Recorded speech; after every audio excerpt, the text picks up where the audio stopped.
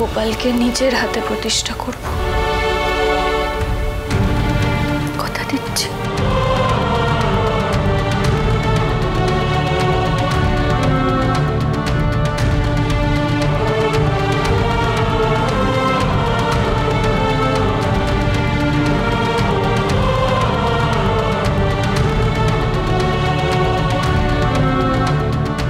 তুই যা করছিস ভেবে করছিস তো? এছাড়া আমার কাছে আর কোনো উপায় নেই।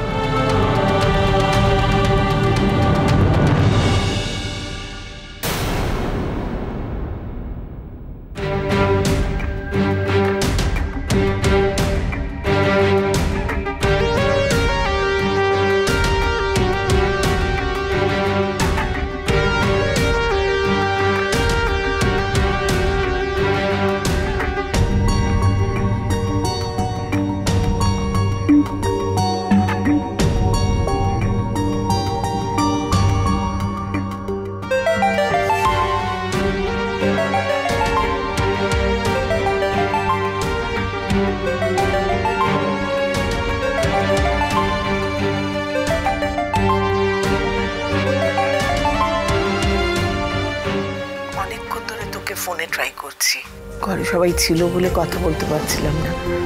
তুই ঠিক আছিস তো শুভ?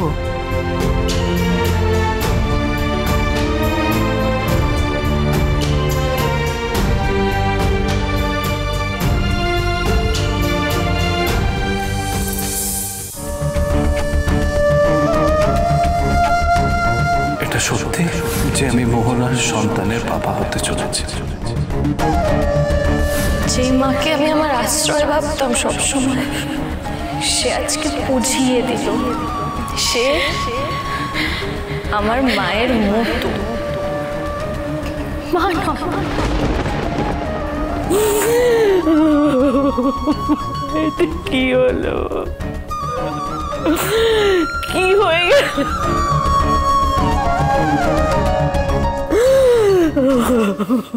মা, আসতে পারি?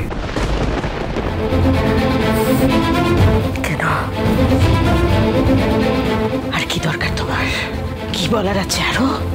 এতক্ষণ ধরে যা যা বললে তারপর আরো কিছু বলার আছে তোমার? নাকি নাকি অন্য কোনো আরো কাণ্ড করে বসে আছো তুমি?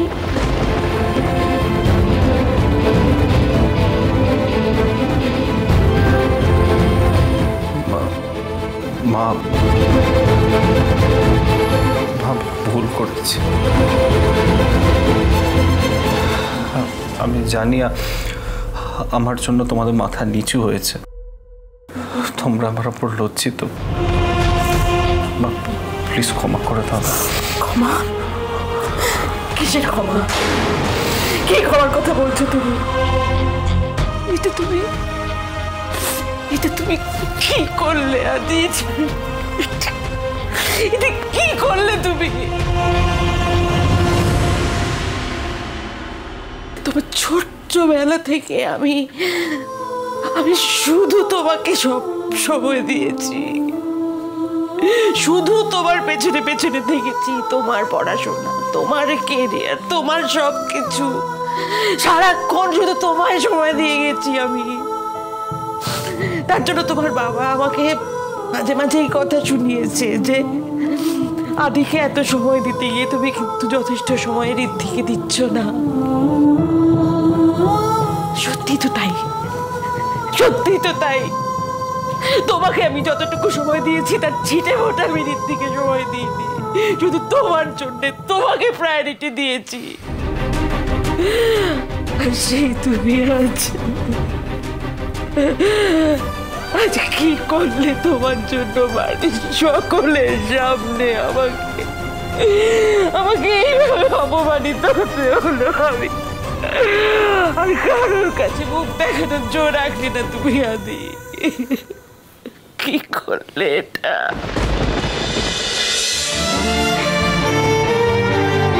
আমি ঠিক আছে ঠাম্মি। স্টিফানি দিদি আমাকে ওর বাড়িতে আশ্রয় দিয়েছে। স্টিফানি? হ্যাঁ, এটা কিন্তু বাড়ির কাউকে বলো না তুমি। আমি স্টিফানি দিদিকেও সেই কথাই বলেছি। তুমি আমাকে বলো না ওদিককার কি খবর। আমার কেশব ঠিক আছে ঠাম্মি?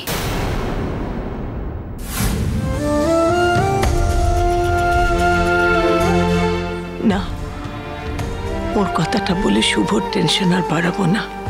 এদিকে বাড়িতে সবাই ঠিকই আছে শুভ, কিন্তু বাড়িটা যেন সবার নজর লেগেছে রে। আগে বাড়িতে কারোর কোনো সমস্যা হলে সবাই মিলে কাঁধে কাঁধ দিয়ে লড়তো, এখন কেমন যেন ভাগ হয়ে গেছে, কেমন যেন একটা ফাটল ধরেছে ভেতরে ভেতরে, যে এতটা ভাঙন ধরেছে শুভ আমরা কেউ বুঝতেই পারিনি, আমাদের কারো চোখেই পড়েনি। আমার খুব ভয় করছে রে শুভ, খুব ভয় করছে। তুমি ভয় পেও না ঠাম্মি, আমাদের পরিবারে আমি কোনো ভাঙন ধরতে দেব না, কথা দিলাম। আমি জানি শুভ, পারলে তুই পারবি, আমি বাড়ির দিকটা সামলাচ্ছি। তুই যে কাজটা করবি বলে বাড়ি থেকে বেরিয়েছিস সেটা সেরে তাড়াতাড়ি বাড়ি ফিরে আয়, তাহলে আমরা সবাই ভালো থাকবো শুভ।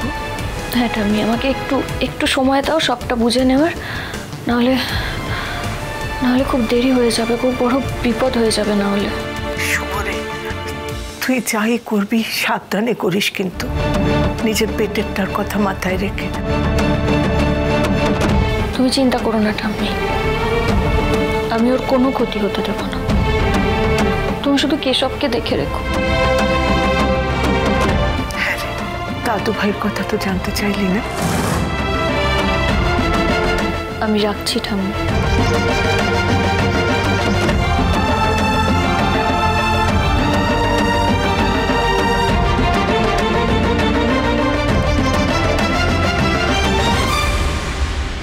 মেয়েটাকে রক্ষা করো ঠাকুর, মেয়েটাকে রক্ষা করো।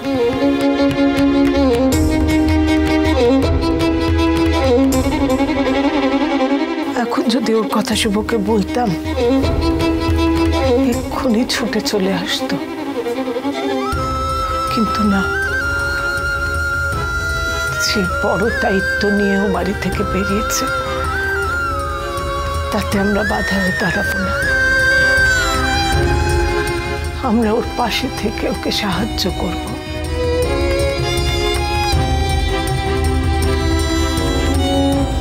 কিন্তু কিন্তু শুভ কি কোনোদিন আদি দাদু ভাইকে ক্ষমা করতে পারবে না? তুমি চলে যাও, চলে যাও, তো চলে যাও, চলে যাও, আমি তোমাকে সহ্য করতে পারছি না, চলে যাও এখান থেকে, চলে যাও, চলে যাও বলছি।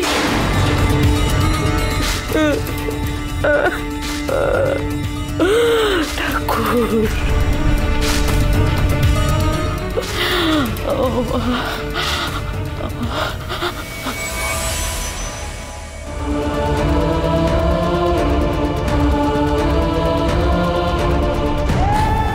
মা, আমি জানি আমি বড় ভুল করেছি। আমার ছোটবেলার মতো আমার শাস্তি দাও না প্লিজ। মামা মারো, মারো প্লিজ, আমার থেকে মুখ ফিরিয়ে নিও না মা, আমার থেকে মা প্লিজ, আমার থেকে মুখ ফিরিয়ে নিও না, আমায় মারো মা প্লিজ, আমার থেকে মুখ ফিরিয়ে নিও না। তুই কি করলি আদি, এটা কি করলি তুই? আমার সাজানো সংসারটা একটা জোড়ো হাওয়ায় লন্ড হয়ে গেল। শুভ এই প্রেগনেন্ট অবস্থায় বাড়ি থেকে বেরিয়ে গেল। ওর যদি কোনো ক্ষতি হয়ে যায়, ওর যদি এখন কোনো ক্ষতি হয়ে যায়, কি করবো আমি, কি করবো? জানি আমি ভুল করেছি মা, কিন্তু আমি জেনে শুনে কিচ্ছু করিনি, বিশ্বাস করো মা, আমি জেনে শুনে কিচ্ছু করিনি, প্লিজ মা, প্লিজ আমায় ক্ষমা করে দাও। শুভকে আমি কোনোদিনও কিছু হতে দেবো না, ওকে আমি ঠিক খুঁজে বার করবো, ওকে বা আমার সন্তানকে আমি কিছু হতে দেবো না। ভাবি প্লিজ আমায় ক্ষমা করে দাও মা, আমার থেকে মুখ ফিরিয়ে নিও না।